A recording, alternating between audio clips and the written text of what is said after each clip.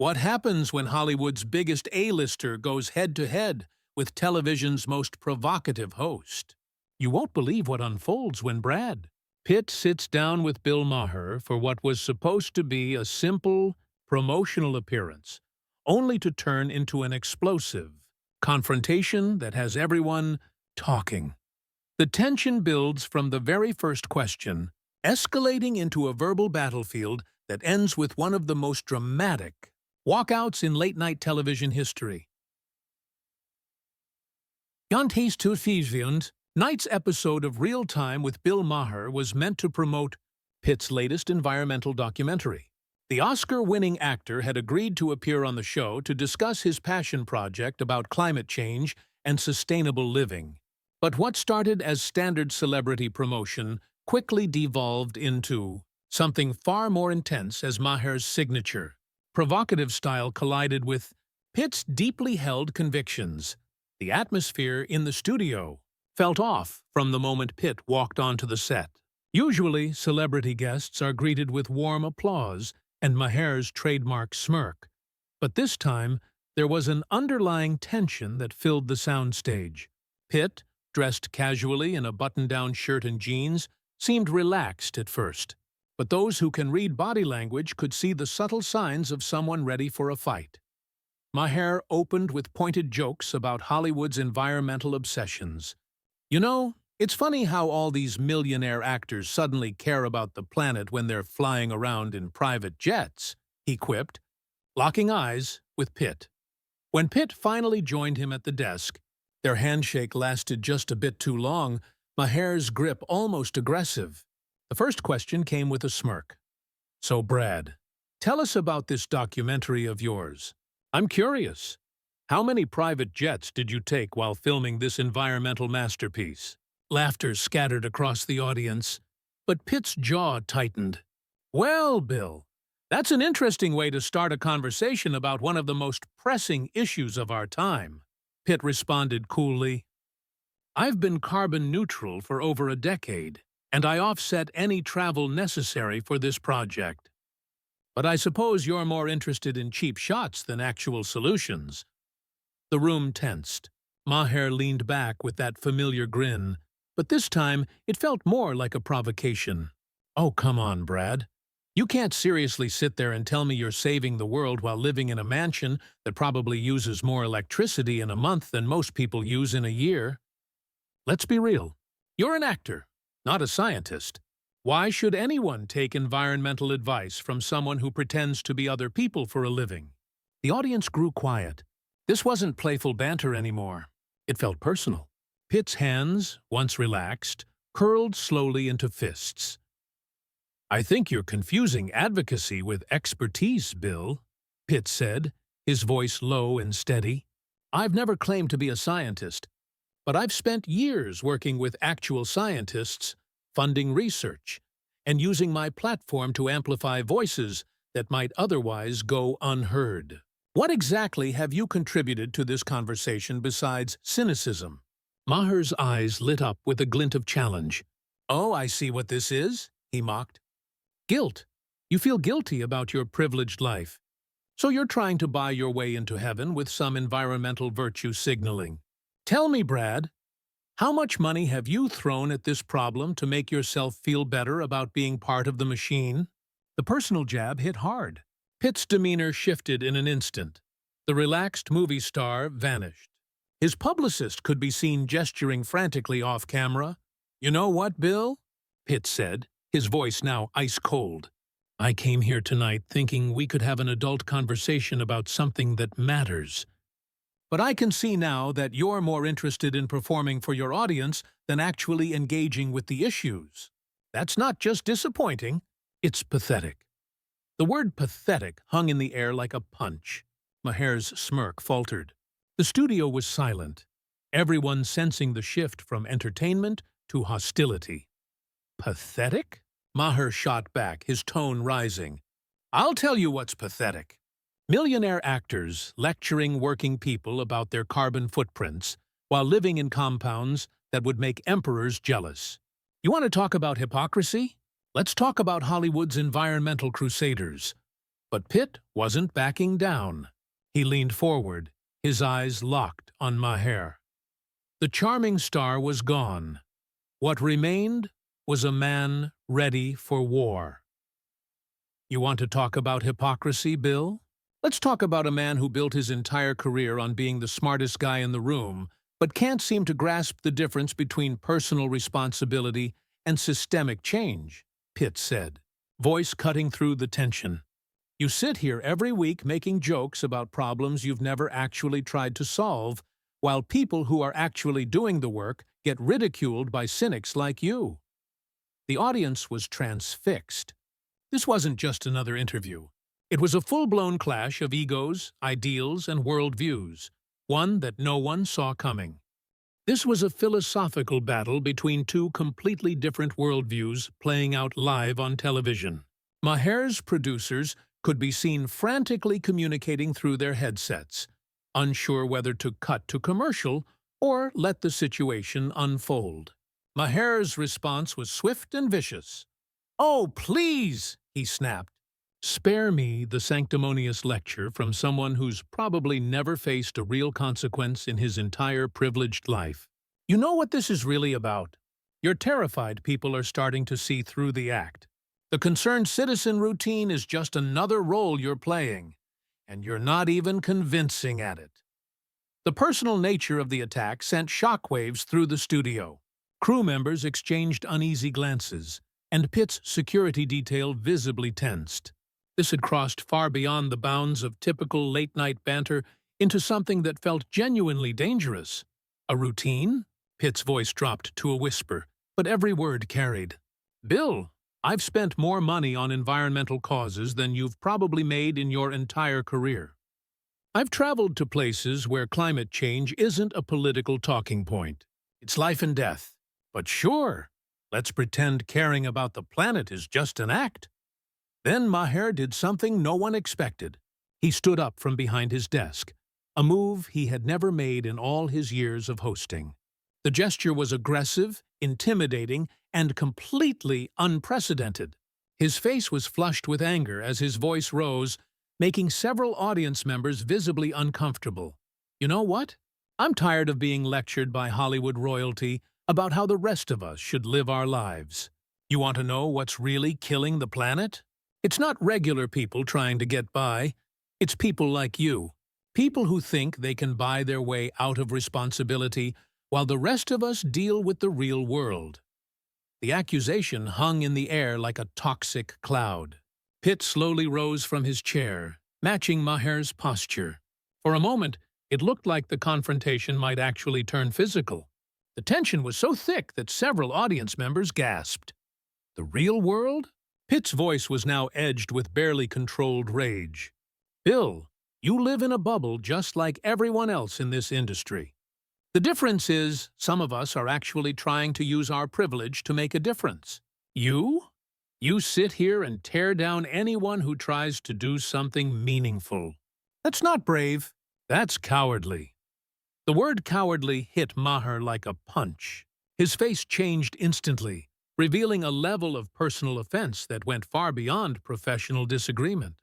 The studio fell into an eerie silence, broken only by the hum of the cameras and the nervous breathing of the crew. "Cowardly," Maher repeated, his voice cracking with indignation. "I'll tell you what's cowardly, hiding behind your environmental activism while profiting from the very system you claim to oppose. Every movie you make, every deal, every appearance, it all feeds the machine you pretend to fight against. At least I'm honest about what I am." Both men were now standing, facing each other across the desk like gladiators. The audience was silent, sensing they were witnessing something that would be talked about for years. "Honest?" Pitt shot back, each word deliberate. "You call this honest? You brought me here to talk about environmental issues and spent the entire time tearing me down. That's not honest, Bill. That's pathetic grandstanding from someone more interested in his ego than any real conversation." The attack landed hard. Maher's expression shifted from anger to something almost wounded before hardening again. His response came with venom. You know what I think this is really about, Brad? You're having a midlife crisis. You're trying to convince yourself your life has meaning beyond movies and supermodels. But the truth is, you're just another aging actor trying to stay relevant in a world that's moving on without you. The brutality of the attack stunned the room. This was no longer a debate. This was character assassination on live TV. Every flicker of emotion on Pitt's face, from shock to rising fury, was captured by the cameras. The silence stretched like a taut wire. Then Pitt spoke, quiet, but filled with controlled rage. "You know what, Bill? I think I've heard enough." He stepped back from the desk, hands shaking with contained fury, and unclipped his microphone.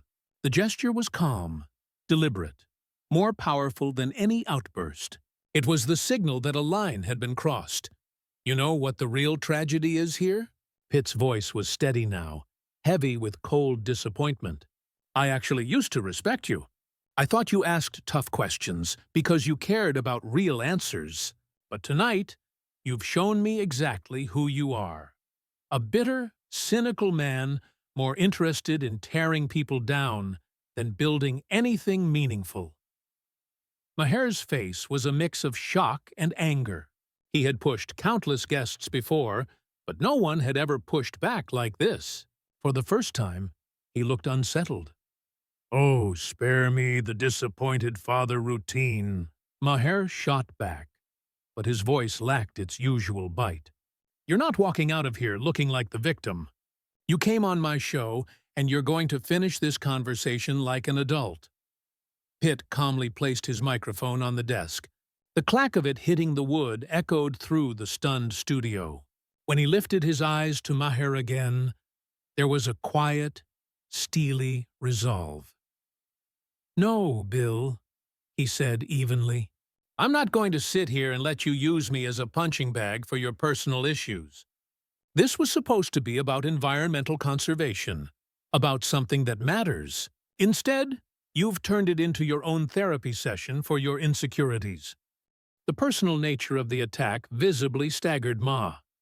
His mouth opened and closed several times, but no words came out. The man who had built his entire career on never being speechless was suddenly at a complete loss for words. Pitt continued, his voice gaining strength with each word. "You want to know what's really pathetic? It's a man who's been given a platform to discuss important issues, who chooses instead to use that platform to tear down people who are actually trying to make a difference. You could have used tonight to educate your audience about climate change, about solutions, about hope. Instead, you chose to make it about your own ego." The audience was completely transfixed. Several people could be seen with their phones out, recording what they instinctively knew was television history in the making. The crew remained frozen at their positions, unsure whether to intervene or let this unprecedented moment play out. Marv finally found his voice, but it came out as a desperate attempt to regain control. "You don't get to lecture me about my own show." "This is exactly what I'm talking about. Hollywood arrogance, thinking you can just walk in here and dictate how things should work. I've been doing this for decades. And what do you have to show for it?" Pitt's response was immediate and devastating. Decades of cynicism, decades of tearing down anyone who tries to do something positive. You've become everything you used to mock. A bitter old man who's lost touch with why he started doing this in the first place. The words hung in the air like a death sentence. Maher's face went through a range of emotions: anger, hurt, and something that looked almost like recognition. For a moment, it seemed like he might actually respond with genuine vulnerability instead of his usual defensive sarcasm. But instead, he chose to escalate one final time. "Get out!" he said, his voice rising to a shout. "Just get out of here. Go back to your mansion and your private jets and your environmental guilt, and leave the real work to people who actually understand how the world works." The dismissal was the final straw. Pitt straightened to his full height, and when he spoke, his voice carried the kind of authority that comes from absolute moral certainty. "Gladly. But before I go, I want your audience to understand something. The environmental crisis isn't about celebrity activism or political point scoring. It's about the future of our planet and the future of our children. Tonight, you had a chance to contribute to that conversation in a meaningful way. Instead, you chose to make it about your own petty grievances and personal attacks. He turned to address the audience directly, ignoring Ma completely. Don't let cynics like this convince you that caring about something is naive, or that trying to make a difference is pointless. The world needs people who are willing to act, not just people who are willing to criticize from the sidelines. The audience erupted into spontaneous applause, something that clearly wasn't expected or encouraged. Several people stood up, creating a wave of support that spread throughout the studio. The sound was thunderous, and continued for what felt like minutes while Maher stood behind his desk, his face a mask of humiliation and rage. Pitt nodded to the audience, acknowledging their support, then turned back to Maher one final time. I hope someday you remember why you started doing this job, but until then, I'm done enabling your toxic behavior. With that, he turned and walked toward the exit, his security detail falling into step behind him. The cameras followed his every move as he strode through the studio with the kind of dignity that only comes from knowing you've taken the moral high ground. Ma, left alone on his set, seemed to shrink behind his desk. The audience was still applauding, but now it felt more like judgment than support. He attempted to regain control of the situation, but his voice came out weak and defeated. Well, there you have it, folks. Another Hollywood liberal who can't handle being challenged. But the words fell flat. The audience's energy had shifted completely, and even his most loyal supporters seemed uncomfortable with what they had just witnessed. The attempted comeback only served to make him look smaller and more desperate. As Pitt reached the studio exit, he paused for just a moment and looked back at the scene he was leaving behind. Maher was still standing behind his desk, but he looked like a man who had just realized he had destroyed something important and couldn't figure out how to put it back together. The final shot showed Pitt walking out of the studio doors, his head held high, while behind him, the chaos of a television show in complete meltdown continued to unfold. The confrontation was over, but the impact of what had just happened would be felt for years to come. The credits rolled over a stunned silence, marking the end of what would go down as one of the most explosive and career-defining moments in late-night television history. The battle was over, and there was no question about who had emerged victorious.